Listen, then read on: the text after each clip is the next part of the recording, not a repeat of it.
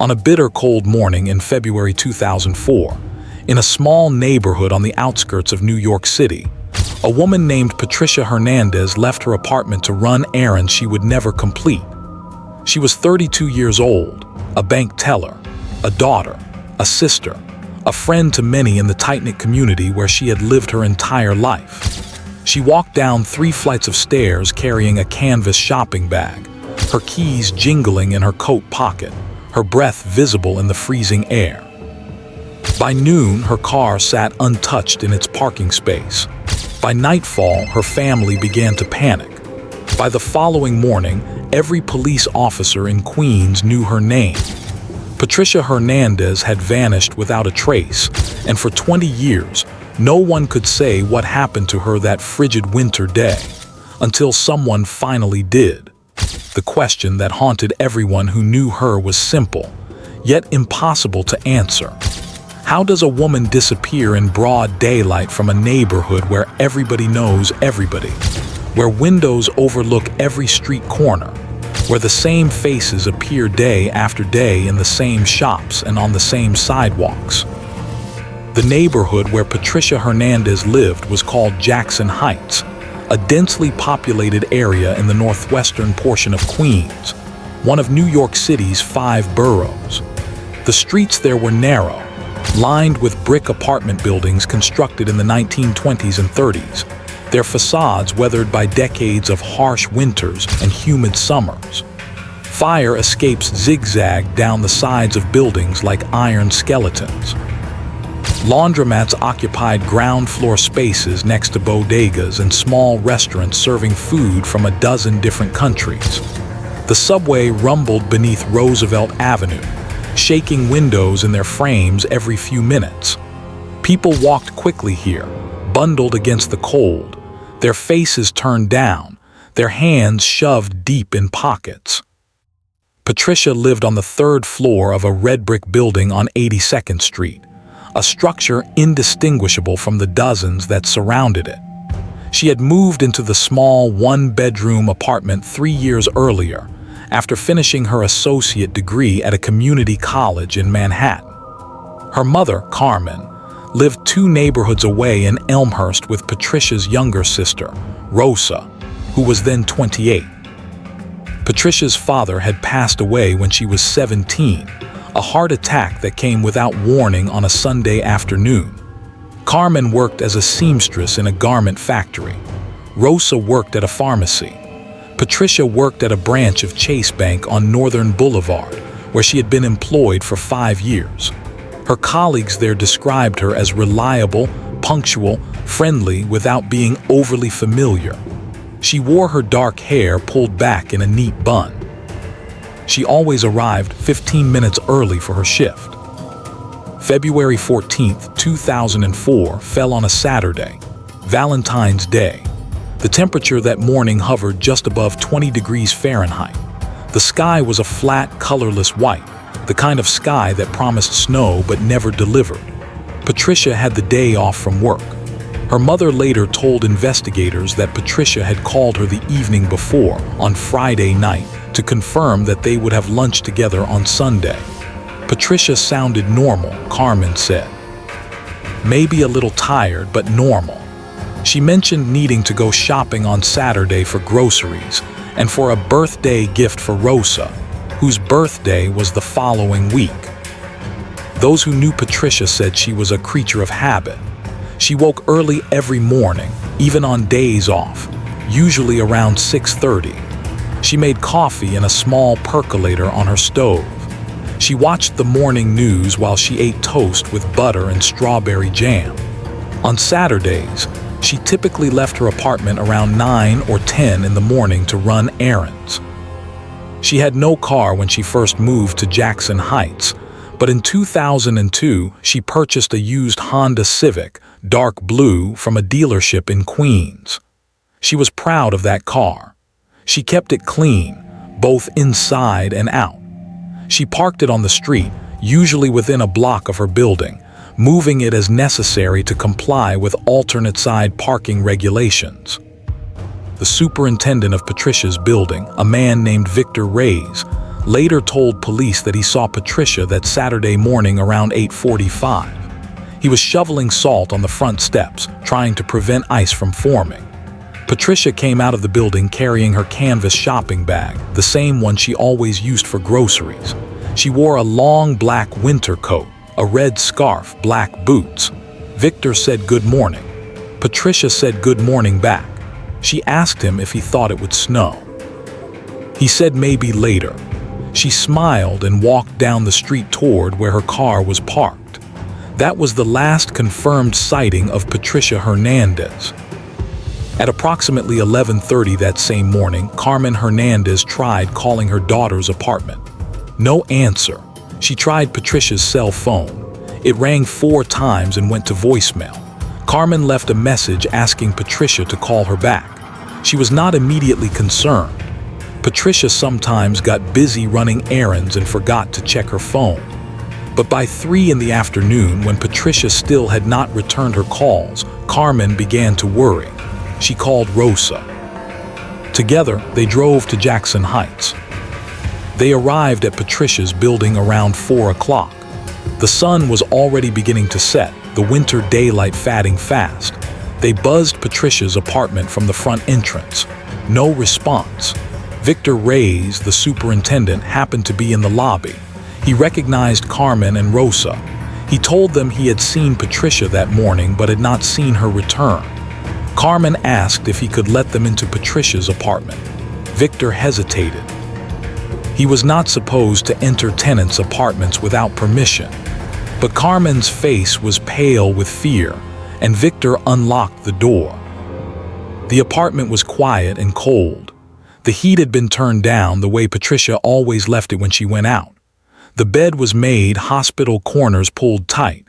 The dishes from breakfast sat clean in the drying rack beside the sink. A coffee mug with a faint lipstick stain, a small plate with crumbs. Everything was orderly as Patricia always kept things. Nothing appeared disturbed.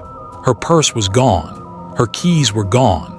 Her coat, scarf, and boots were gone. But her cell phone charger was still plugged into the wall beside her bed. Her toothbrush sat in a cup on the bathroom sink. Carmen called the police at 4:37 that afternoon. She told the dispatcher that her daughter was missing, that she had last been seen that morning, that this was not like her. The dispatcher took down the information and said an officer would be sent to the apartment. Carmen and Rosa waited. The officer arrived at 5:15. He was young, maybe 25, and he carried a small notepad. He asked questions. How old was Patricia? Did she have a boyfriend?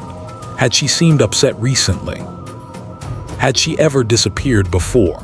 Carmen answered each question with increasing frustration. No, Patricia did not have a boyfriend. No, she had not seemed upset. No, she had never done anything like this before. The officer wrote down the information and said he would file a report. He told Carmen that adults had the right to come and go as they pleased, that most missing persons turned up within 24 hours, that she should try not to worry. Then he left. By midnight, Patricia had not returned. Carmen and Rosa sat in Patricia's apartment, the lights on, the silence heavy. They called Patricia's phone every 15 minutes. Each time it went to voicemail. Each time Carmen left a message, her voice growing more desperate. Outside, the temperature dropped to 18 degrees. The streets of Jackson Heights were empty, the shops closed, the windows dark. Somewhere in the city, Patricia's blue Honda Civic sat parked on a street, its engine cold, its doors locked. Sunday morning came. Patricia did not come home. Carmen called the police again at 7 in the morning. This time, the dispatcher connected her to a detective. His name was Detective Raymond Cole, a 20-year veteran of the New York Police Department, assigned to the missing persons squad. Detective Cole arrived at Patricia's apartment at 9 o'clock. He was a tall man with graying hair and a quiet, methodical manner. He asked the same questions the uniformed officer had asked, but he listened to the answers differently. He walked through the apartment slowly, looking at everything. He opened the refrigerator. He looked in the closet. He checked the bathroom medicine cabinet. He asked to see photographs of Patricia. Carmen showed him pictures on her phone and in her wallet. Detective Cole took notes. He asked Carmen if he could search Patricia's car. Carmen did not know where the car was parked. Detective Cole called in the license plate number and requested that patrol units search the surrounding blocks. At 10:45 that morning, an officer found the blue Honda Civic parked on 83rd Street, half a block from Patricia's apartment. The car was locked. Detective Cole used the spare key that Carmen provided to open it. Inside, everything appeared normal. No signs of struggle. No blood. No torn clothing. Patricia's registration and insurance documents were in the glove compartment. A box of tissues sat on the passenger seat. An air freshener shaped like a pine tree hung from the rearview mirror. The odometer read 73,214 miles. Detective Cole noted this in his report. By Sunday afternoon, word of Patricia's disappearance had spread through the neighborhood. Friends called Carmen's phone. Neighbors knocked on Patricia's apartment door. People began to organize. A search was discussed.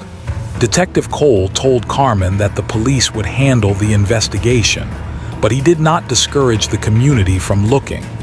He understood that people needed to do something, anything, to feel useful in the face of such helplessness. Part 2. The investigation. The official search for Patricia Hernandez began on Monday, February 16, 2004. Detective Cole assembled a team of 6 officers and 2 additional detectives. They canvassed the neighborhood, going door to door, asking if anyone had seen Patricia on Saturday morning. Most people had not. A few remembered seeing a woman matching Patricia's description walking down the street, but no one could say for certain it was her. No one had seen anything unusual. No one had heard any screams or sounds of struggle. The community response was immediate and overwhelming.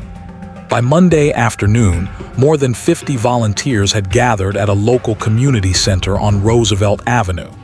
They divided into teams, each assigned a specific area to search. They walked through alleys, checked behind dumpsters, looked in vacant lots and beneath staircases. They distributed flyers with Patricia's photograph, her height, her weight, her distinguishing features. The flyers were posted on telephone poles, in shop windows, on subway platforms. Patricia's face stared out from hundreds of pieces of paper, her eyes dark and serious, her expression neutral, the photo taken from her work identification badge. The media picked up the story on Tuesday. A reporter from a local news station interviewed Carmen outside Patricia's apartment building. Carmen's face was drawn, her eyes red from crying. She held one of the flyers in her trembling hands. She begged anyone who had information to come forward. She said Patricia was a good person, a kind person, someone who would never just disappear. The segment aired on the 6 o'clock news. Tips began coming into the police department. Most led nowhere. Someone thought they saw Patricia at a bus stop in Brooklyn. Someone else claimed to have seen her at a shopping mall in New Jersey. Detectives followed up on every lead. None panned out. Clear's throat, Detective Cole focused his investigation on Patricia's routine. He interviewed her colleagues at the bank. They all said the same thing. Patricia was reliable, quiet, professional. She kept to herself but was always polite. She had never mentioned any problems, any threats, any concerns. Detective Cole obtained Patricia's bank records and phone records. Her last ATM withdrawal had been on Friday afternoon, February 13th, when she took out $60 from a machine near her workplace. Her last phone call had been to her mother on Friday evening at 7:22. There had been no activity on her account since then. Investigators also spoke with Victor Reyes, the building superintendent, in greater detail. Victor told them what he had told Carmen. He saw Patricia leave the building on Saturday morning around 8:45. He watched her walk down the street toward her car. He went back to his work. He did not see her again. Detectives asked if anyone else had been in or around the building that morning. Victor said it was a Saturday, quiet, most people staying inside because of the cold. He could not recall seeing anyone suspicious. But as detectives dug deeper, small inconsistencies began to emerge. Victor Reyes had told Carmen and Rosa that he saw Patricia around 8:45. But when detectives checked the building's security camera footage, there was no camera covering the front steps. The building had only one camera, positioned inside the lobby, pointing at the mailboxes. The footage showed residents coming and going, but the angle did not capture anyone clearly. It was impossible to confirm who had entered or exited the building on Saturday morning.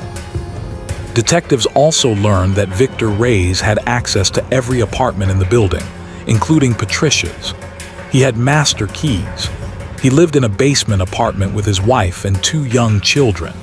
Neighbors described him as helpful but somewhat odd. He kept to himself.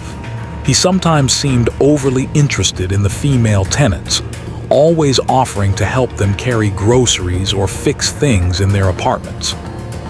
Deputies whispered quietly among themselves that Victor should be looked at more closely. Detective Cole interviewed Victor again on Thursday, February 19th.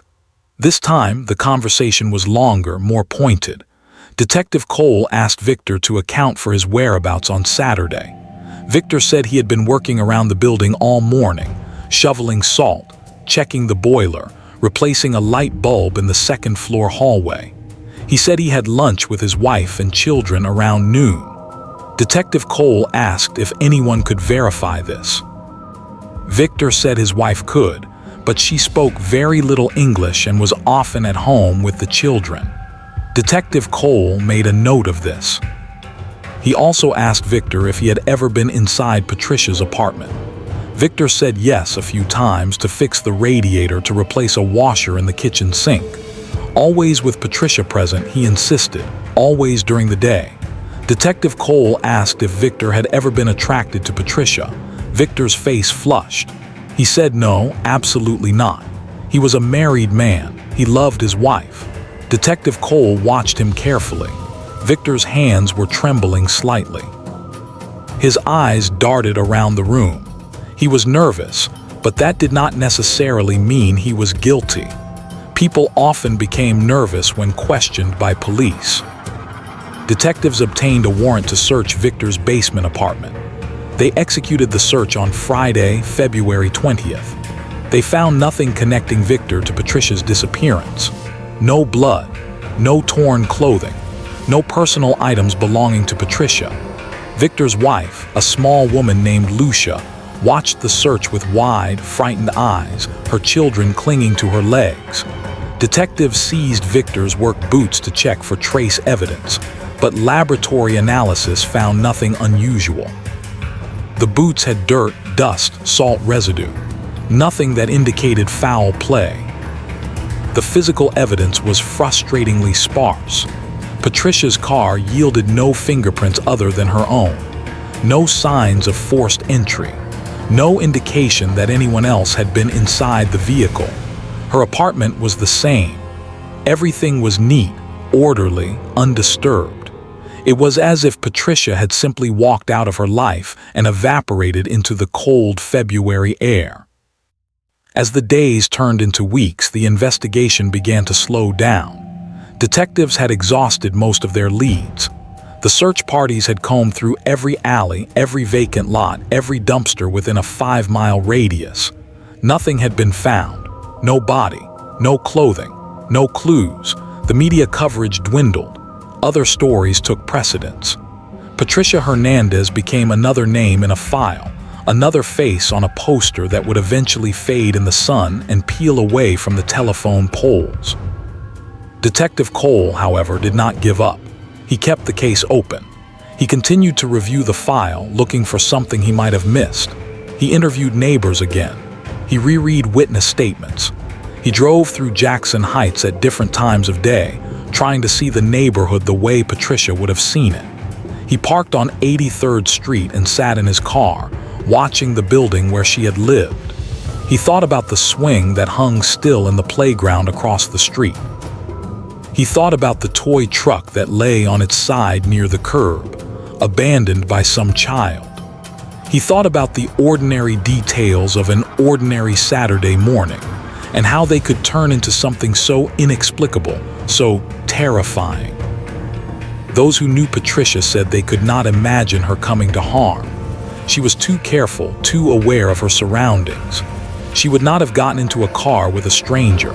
She would not have gone somewhere isolated without telling someone. And yet, she was gone.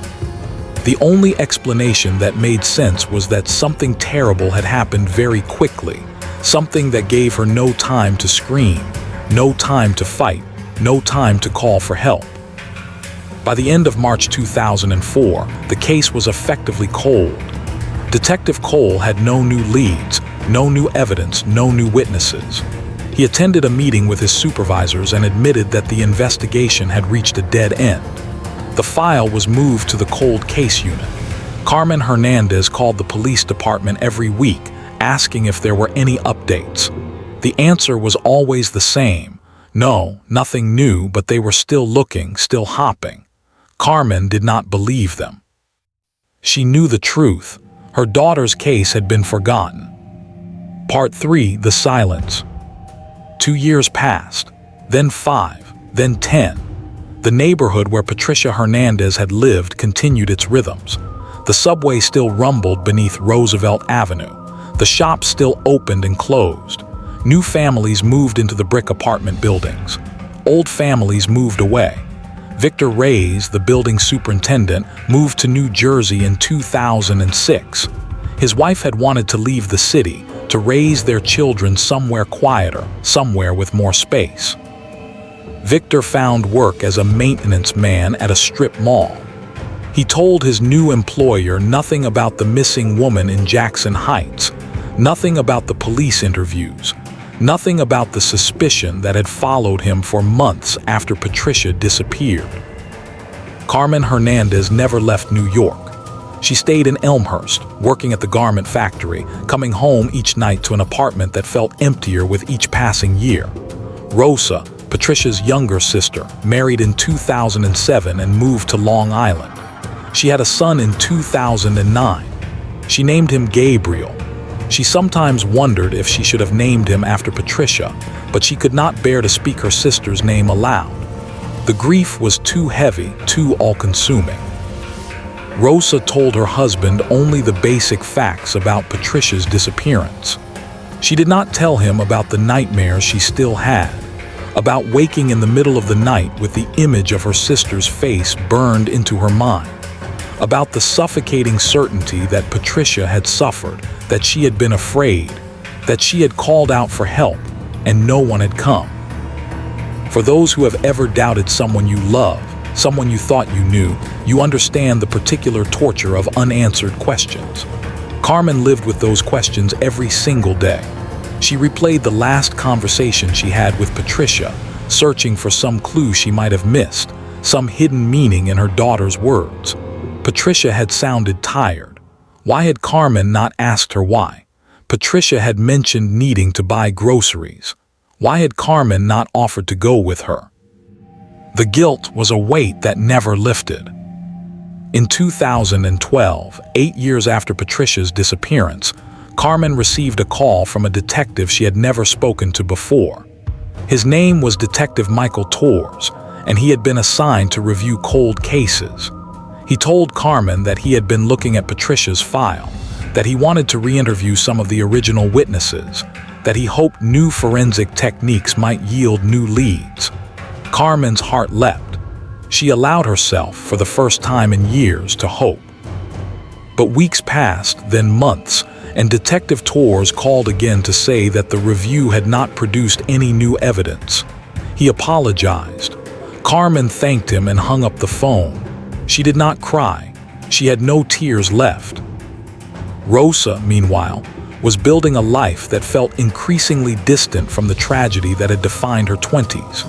She and her husband bought a house in Nassau County. She stayed home with Gabriel while her husband worked as an accountant. She joined a playgroup with other mothers. She volunteered at Gabriel's preschool. She tried very hard to be normal, to smile, to participate in conversations about potty training and screen time and the best pediatricians in the area. But sometimes, in the middle of an ordinary moment, she would feel the grief rise up like a wave, and she would have to excuse herself, lock herself in the bathroom, and press her hands against her mouth to keep from screaming. Gabriel was 6 years old in 2015 when he drew a picture in school that made his teacher pull Rosa aside after class. The picture showed a woman with dark hair standing next to a blue car. The woman had no face, just a blank oval where her features should have been. The teacher asked Rosa if everything was all right at home, if Gabriel was experiencing any stress or anxiety. Rosa looked at the picture and felt her chest tighten. She told the teacher that everything was fine, that Gabriel had a vivid imagination, that it was nothing to worry about. But that night, she asked Gabriel about the drawing. Who was the woman? Gabriel shrugged. Just a lady, he said. Rosa asked where he had seen the lady. Gabriel said he saw her in his dreams sometimes. She was always standing next to a blue car. She was always waiting for someone. Rosa never told Carmen about the drawing. She threw it away and tried to forget it. But she could not shake the feeling that something strange was happening, that somehow Gabriel had tapped into a memory that did not belong to him, a memory that belonged to Patricia. Rosa did not believe in ghosts or psychic connections or anything supernatural. She was a practical person, a rational person. But the drawing disturbed her in a way she could not articulate. In 2016, 12 years after Patricia's disappearance, Carmen's health began to decline. She had developed diabetes and high blood pressure. The doctors told her she needed to reduce stress, to eat better, to exercise. Carmen laughed bitterly. How was she supposed to reduce stress when her daughter's fate remained unknown? How was she supposed to move forward when every day felt like a fresh wound? Rosa begged her mother to take care of herself, to think about the future, to think about Gabriel, who needed his grandmother. Carmen promised to try, but the weight of not knowing was crushing her, slowly, inexorably. The silence of those years was profound. It was not the silence of peace or acceptance. It was the silence of exhaustion, of a grief so deep and so constant that it became part of the fabric of daily life. Carmen woke up every morning and the first thought in her mind was Patricia. She went to bed every night and the last thought in her mind was Patricia. In between, she worked, she ate, she watched television, she paid her bills, but she was not really living. She was existing, suspended in a liminal space between hope and despair. And then, in the fall of 2023, 19 years after Patricia Hernandez vanished, something happened that would finally bring the silence to an end. Part 4, The Revelation. On October 3, 2023, a man named Daniel Cruz walked into the 110th Precinct Station House in Elmhurst, Queens, and asked to speak to a detective. Daniel was 47 years old, a construction worker, married with 3 teenage children. He told the desk sergeant that he had information about a missing woman from 2004. The sergeant called for a detective. The detective who responded was a woman named Detective Angela Ruiz, who had recently transferred to the cold case unit. She led Daniel into an interview room and asked him to tell her what he knew. Daniel sat down and folded his hands on the table. He was nervous. His leg bounced up and down. He told Detective Ruiz that he had been living in Jackson Heights in February of 2004. He had been working as a handyman at the time, doing odd jobs around the neighborhood. He said he had known Victor Reyes, the building superintendent on 82nd Street. They sometimes worked together on small projects, fixing boilers, repairing plumbing. Daniel said that on the afternoon of Saturday, February 14, 2004, He had stopped by Victor's basement apartment to drop off a tool he had borrowed. Victor answered the door. He seemed agitated, Daniel said, sweaty. His hands were shaking. Detective Ruiz asked Daniel what time this was. Daniel said it was around 2 in the afternoon, maybe a little later. Detective Ruiz made a note. She asked Daniel what happened next. Daniel said he asked Victor if everything was all right. Victor said yes, everything was fine, just a lot of work to do around the building. Daniel handed him the tool. Victor thanked him and closed the door. Daniel thought it was strange, but he did not dwell on it. He went home. It was not until a few days later, when he saw the missing person flyers for Patricia Hernandez, that he started to wonder if something was wrong. Detective Ruiz leaned forward. She asked Daniel why he had not come forward at the time. Daniel looked down at his hands. He said he was scared. Victor was his friend. Daniel did not want to get him in trouble, and he had no proof that Victor had done anything wrong. It was just a feeling, a sense that something was off. So Daniel kept quiet. He moved away from Jackson Heights a few months later. He tried to forget about it, but he never could. The guilt ate at him for years. And now, with his own children growing older, he realized he could not live with the guilt anymore. He had to tell someone what he knew, even if it was too late to make a difference. Detective Ruiz asked Daniel if he would be willing to give a formal statement. Daniel said yes. She recorded his testimony on video, every word, every pause, every detail. Then she pulled the file on Patricia Hernandez and read through it carefully. She noted that Victor Reyes had been interviewed multiple times in 2004. He had been searched. He had been cleared.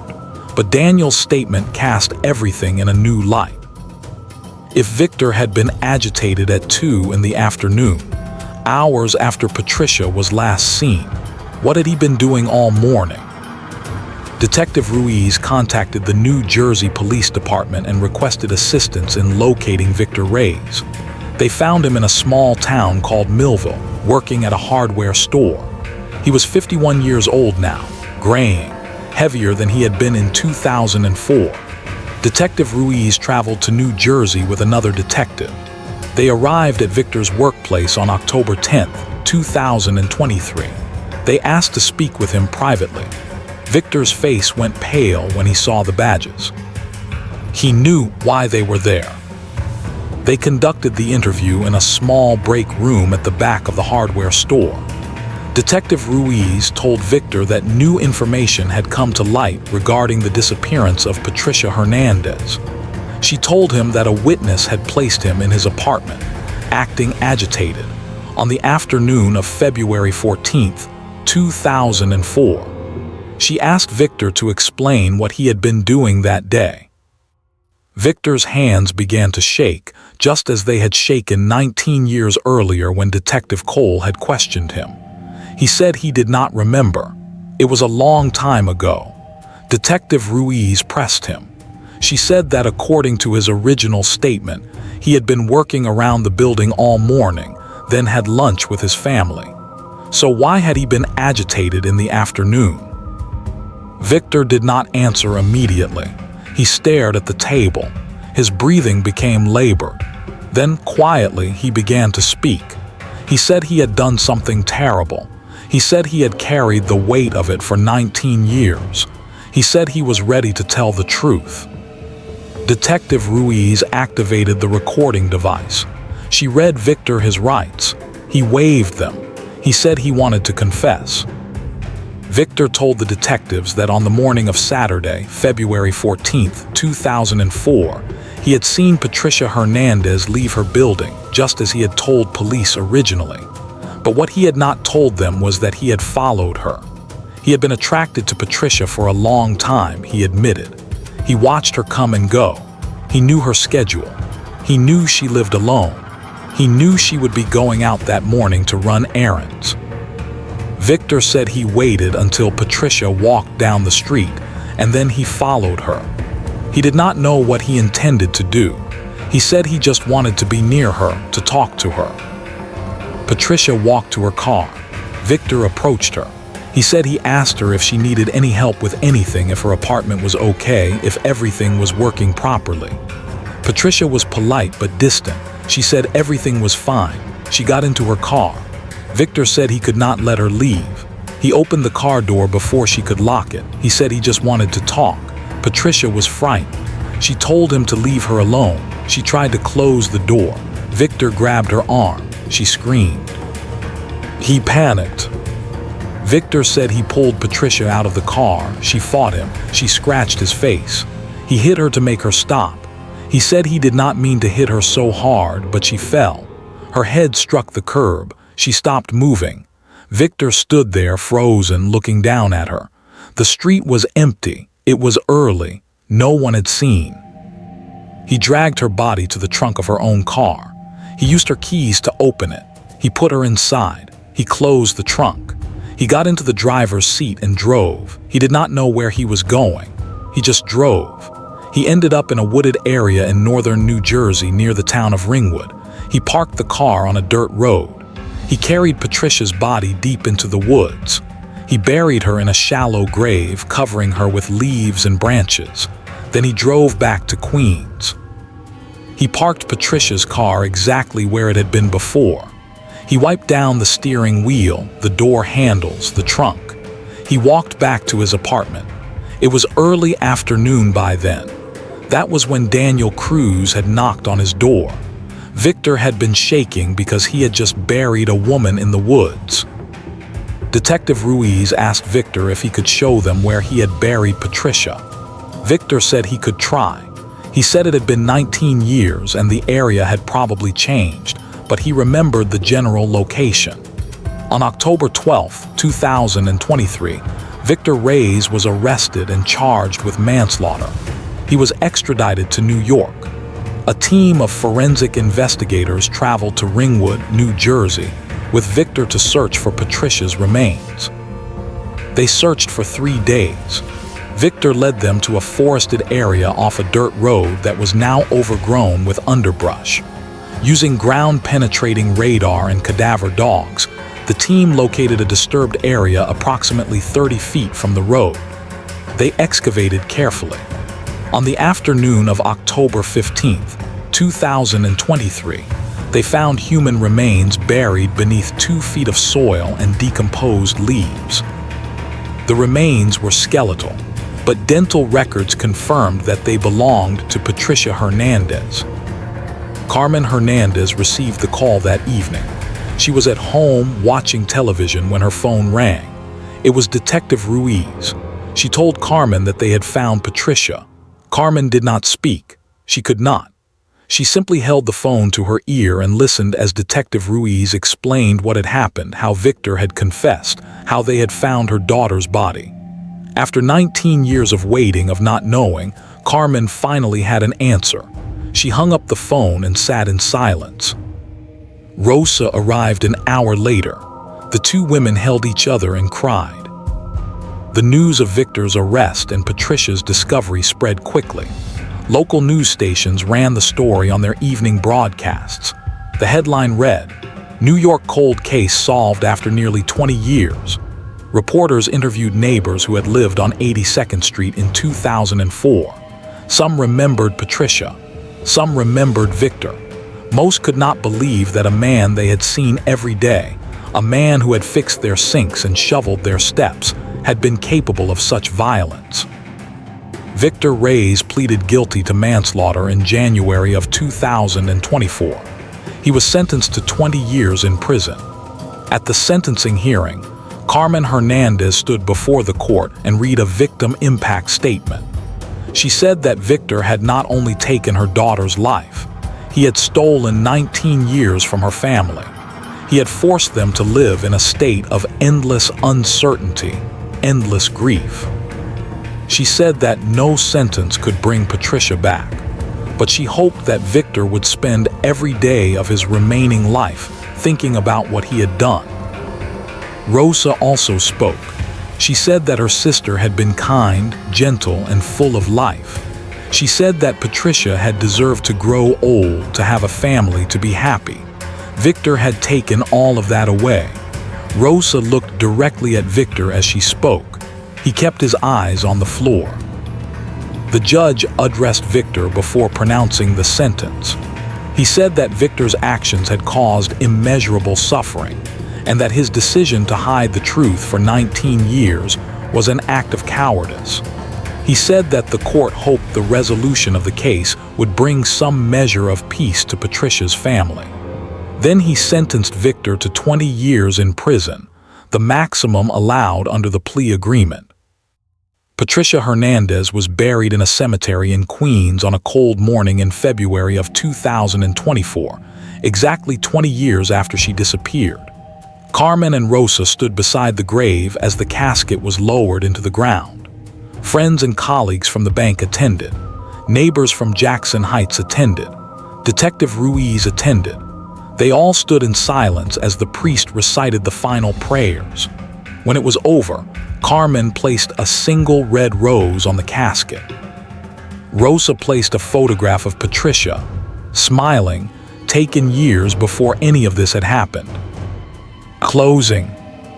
The case of Patricia Hernandez is a reminder that some truths take decades to emerge, that justice can be delayed but not always denied.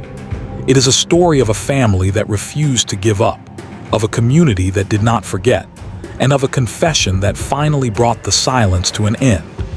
Patricia was 32 years old when she died. She had her whole life ahead of her. She deserved better than what happened to her on that cold February morning. But because of one man's guilt, one witness's courage, and the determination of investigators who never stopped searching, Patricia Hernandez can finally rest. Clears throat. If this story mattered to you, subscribe and hit the bell. Share the episode.